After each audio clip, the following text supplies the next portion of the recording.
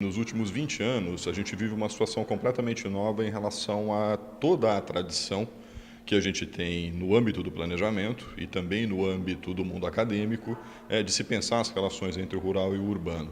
A nossa tradição sempre foi pensar essas relações em termos ou de uma, como a gente chama na literatura, de um contínuo urbano-rural, ou seja, de pensar que são somente as necessidades urbanas o que deve presidir as formas de planejar os espaços rurais, por exemplo, para a produção de alimentos, etc., etc.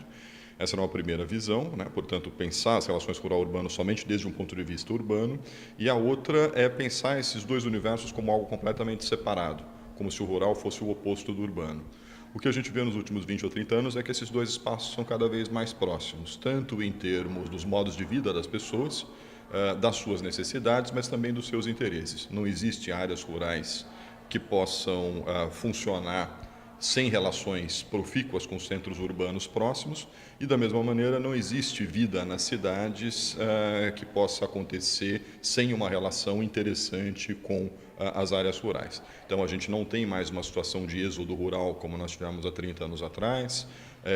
Os espaços rurais não são mais só espaços de produção de alimentos, eles cumprem várias outras funções, a conservação ambiental e várias outras.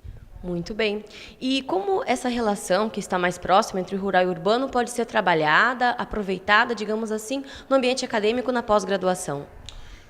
Os programas de pós-graduação, como esse aqui da Unisc, eles são fundamentais para isso, né? Porque, eh, como eu vinha dizendo na sua pergunta anterior, a tradição sempre foi pensar o urbano e o rural de maneira separada, né?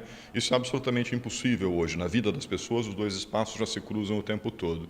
E, portanto, é em programas de pós-graduação como esse aqui da Unisc que se pode formar as capacidades, as formas de conhecimento, produzir pesquisas, formar profissionais que estejam aptos para olhar para as áreas rurais e para as áreas urbanas a partir das suas interdependências, e não como dois universos isolados.